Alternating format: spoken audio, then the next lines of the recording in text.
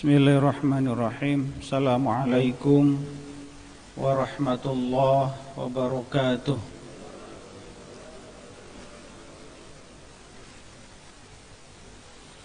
Alhamdulillahi rabbil alamin. Wassalatu wassalamu ala asyrafil anbiya'i wal mursalin wa ala alihi wa sahbihi ajma'in. Asyhadu an la ilaha illallah wahdahu la syarika lah wa asyhadu anna Muhammadan abduhu wa rasuluhu alladzi la nabiyya ba'dah. Allahumma shalli ala sayyidina Muhammad wa ala ali sayyidina Muhammad, amma ba'du. Hadirin wal hadirat, bapak-bapak, ibu-ibu, jamaah sholat subuh yang dimuliakan Allah, tidak henti-hentinya kita memanjatkan rasa syukur kita kehadirat Allah Subhanahu wa ta'ala atas karunia, atas kenikmatan yang Allah berikan kepada kita semua, kenikmatan yang kita sadari itu sebagai kenikmatan ataupun kenikmatan yang terkadang kita lupa bahwa itu sesungguhnya adalah kenikmatan dari Allah. Maka sebagai orang yang beriman tentu sudah menjadi kewajiban bagi kita untuk selalu bersyukur kepada Allah Subhanahu wa ta'ala. Yang kedua, sholawat beserta salam semoga terlimpah curah kepada junjungan kita Nabi besar Muhammad sallallahu alaihi wasallam, untuk keluarganya, para sahabatnya, para tabi'in dan tabi'i tabi'in, para alim ulama, para guru-guru kita, dan mudah-mudahan juga sampai kepada kita sebagai umatnya hingga akhir zaman. Amin ya rabbal alamin. Jamaah rahimakumullah, 2 minggu yang lalu saya menyampaikan materi terkait dengan pandangan Ibnu Athaillah dalam Tajul Arush terkait dengan taubat, terkait dengan pertobatan seorang hamba kepada Tuhannya, kepada Allah Subhanahu wa ta'ala. Di situ diantara yang disampaikan adalah terkait dengan dosa-dosa besar dan dosa-dosa kecil. Barangkali sedikit mengingatkan bahwa selama ini dalam kehidupan kita lebih fokus kepada dosa-dosa besar, sementara kita terkadang melupakan dosa-dosa kecil yang kita lakukan. Dosa-dosa yang sering kita anggap sebagai hal yang kecil sehingga kita mengabaikan itu. Padahal sesungguhnya dosa-dosa besar itu tidak akan pernah terwujud atau akan hilang jika kita bertobat kepada Allah. Kita istighfar dengan sesungguhnya, kita bertobat dengan taubatan nasuha, dan tidak ada dosa-dosa yang kecil, la shaghair, apabila itu dilakukan dengan terus-menerus, dilakukan setiap saat, dan kita tidak mengiringinya dengan istighfar dan pertobatan kepada Allah Subhanahu wa ta'ala. Maka tidak ada atau tidak layak, tidak pantas bagi kita kemudian kita mengabaikan atau menganggap remeh, menganggap enteng dosa-dosa yang kita anggap itu sebagai dosa yang kecil. Jadi pertaubatan kita, istighfar kita harus meliputi dosa-dosa yang besar dan dosa-dosa yang kecil. Jamaah rahimakumullah, Allah Subhanahu wa taala dalam banyak kesempatan dalam Al-Qur'an itu menyuruh kita untuk saling mengingatkan, untuk saling menasehati, untuk saling berwasiat. Maka setiap hari alhamdulillah kita di sini selalu diingatkan para penceramah kultum, para ustadz, para guru kita di sini alhamdulillah selalu mengingatkan kita, selalu memberikan wasiat kepada kita agar kita tidak melenceng, agar kita tidak menyimpang dari hal-hal yang seharusnya. Allah misalnya dalam surah yang sangat terkenal, wal asri innal insana lafi khusr illal ladzina amanu wa amilus solihati wa tawassaw bil haqqi wa tawassaw bis sabr. Quran surah Al-Asr.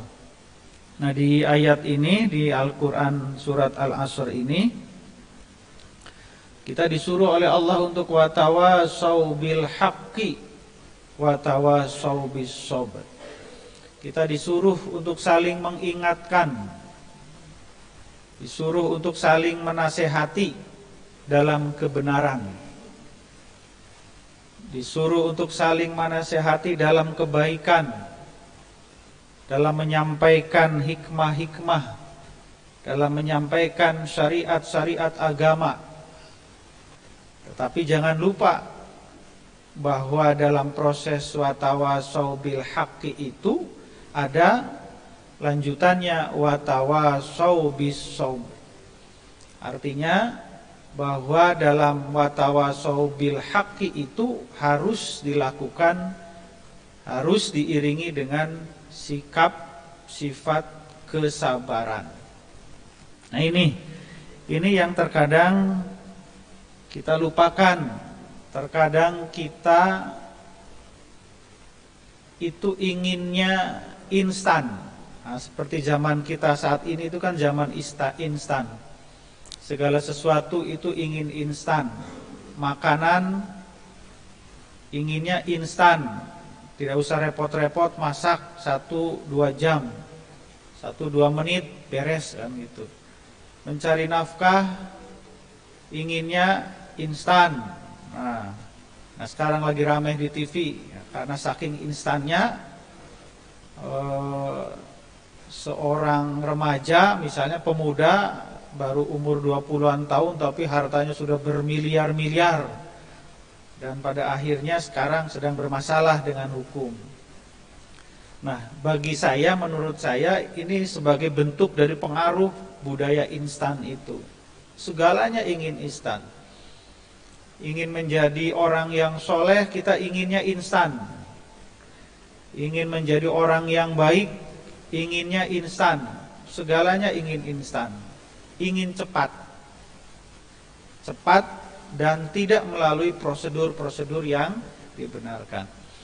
Nah, jamaah rahimakumullah, maka sekali lagi kita diingatkan dalam rangka wa tawassaw bil haqqi wa tawassaw bis sabri itu,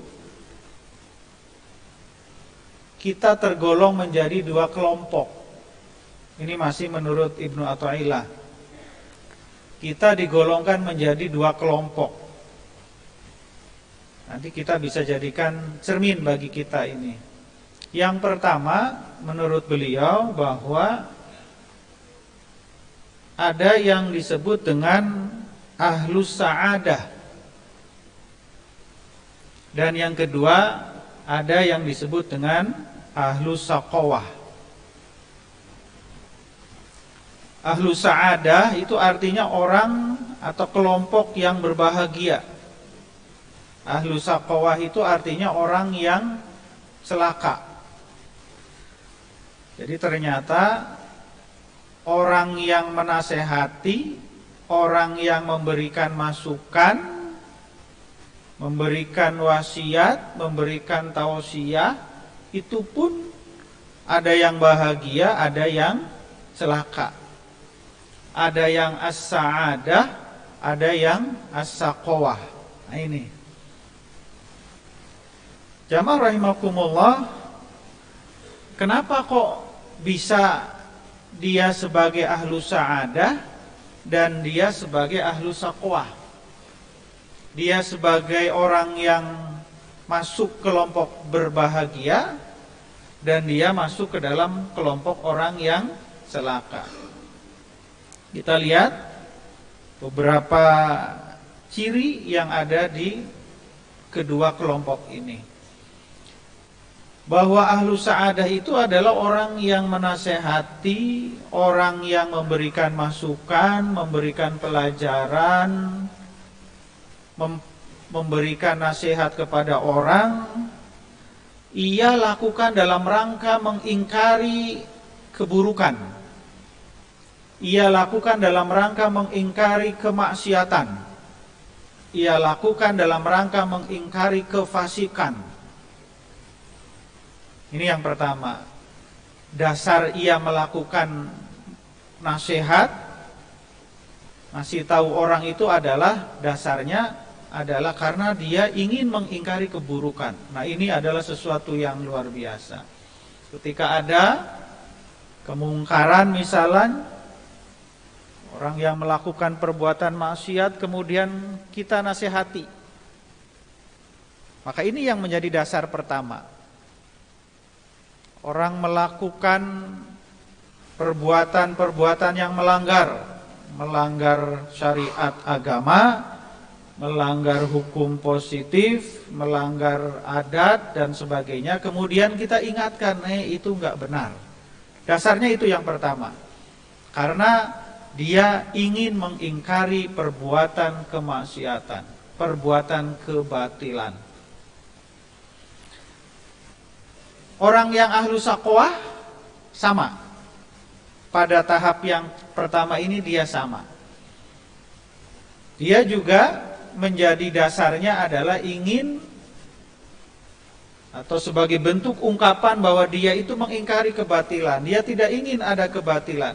Sebab sebagaimana Rasul pernah sampaikan dalam sebuah keterangan, Rasul pernah bersabda, "Man ra'a minkum munkaran falyughayyir biyadihi.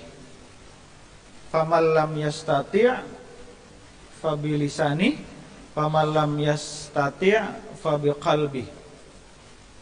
Barang siapa yang melihat kemungkaran, maka rubahlah, cegahlah. Biyadi dengan tangan. Para ulama mengartikan analogi tangan ini adalah sebagai kekuasaan, dan ini yang paling efektif. Dengan tangannya, dengan kekuasaannya. Kalau dalam bahasa sekarang, seorang pejabat itu untuk merubah sebuah kemungkaran atau hal-hal yang buruk itu cukup dengan tanda tangan, oret beres, kan gitu.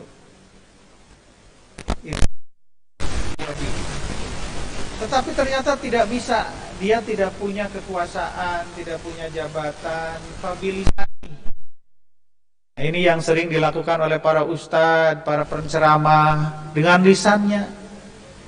Dia ingatkan, oh ini nggak boleh, ini jangan dilakukan, nah, kan gitu.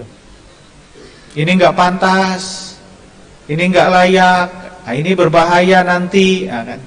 Itu fabilisani.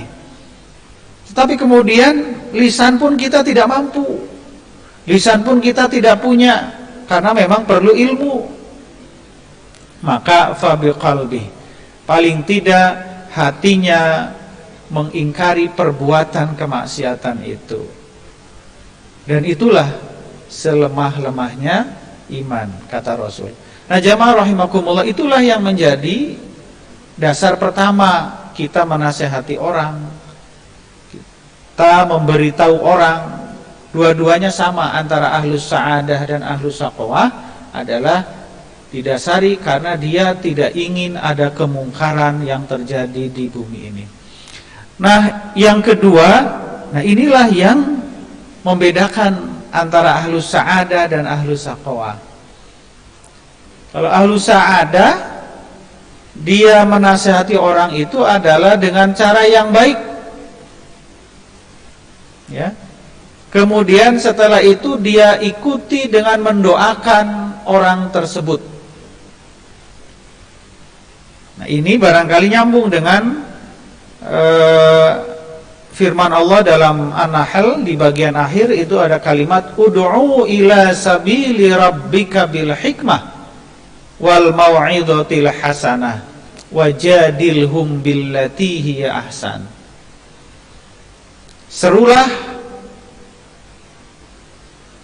kepada Tuhanmu bil hikmah, dengan hikmah, wal mau'izatil hasanah, dan dengan pelajaran yang baik.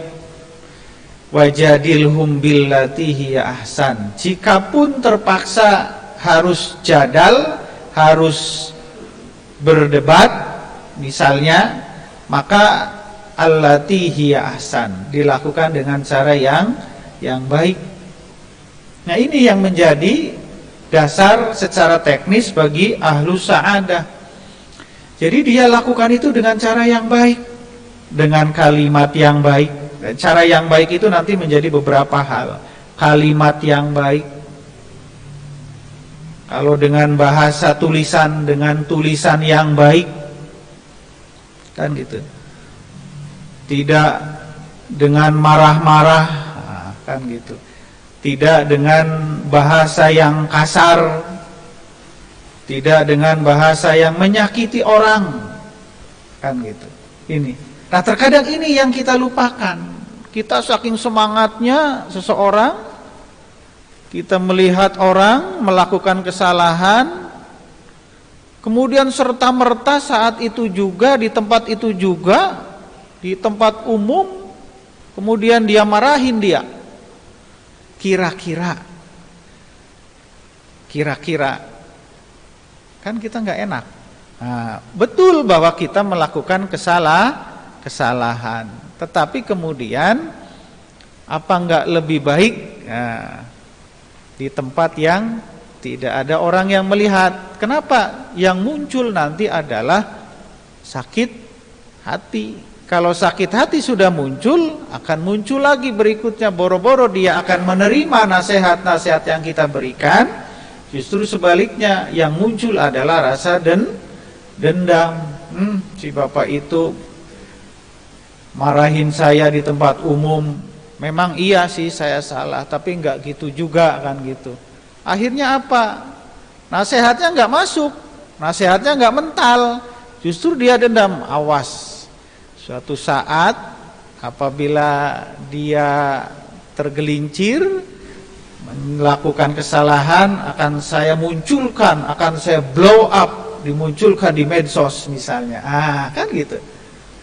Nggak terima dia. Kenapa? Karena dia diperlakukan dengan cara yang tidak pantas. Jangankan para pejabat misalnya, orang-orang terkenal, para pemimpin kita, akan gitu. Nah, sekarang kan dunia medsos itu kan sudah dunia bebas.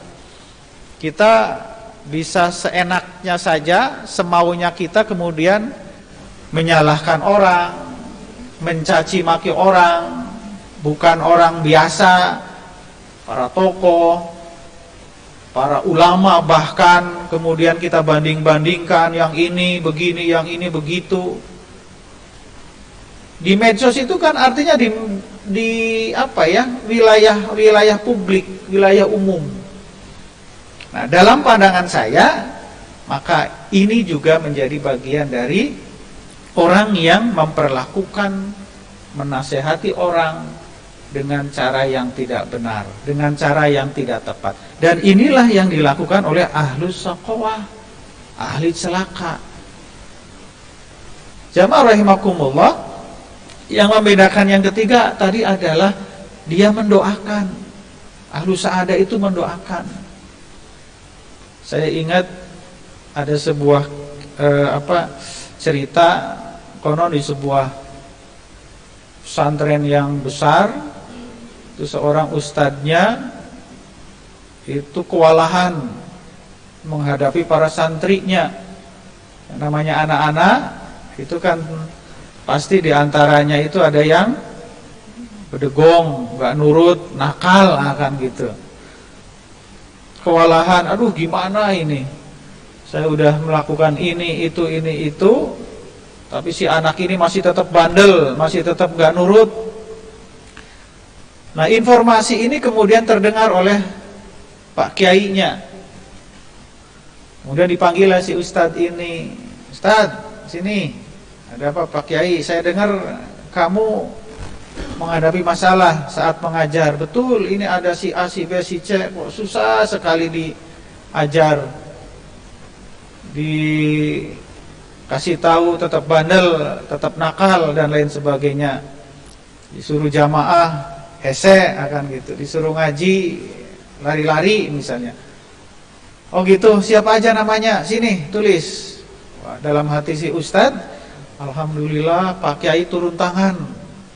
Pasti anak-anak ini nanti akan dimarahin sama Pak Kiai. Akhirnya ditulis si A, si B, si D dan sebagainya. Ini Pak Kiai, si anak yang bandel itu.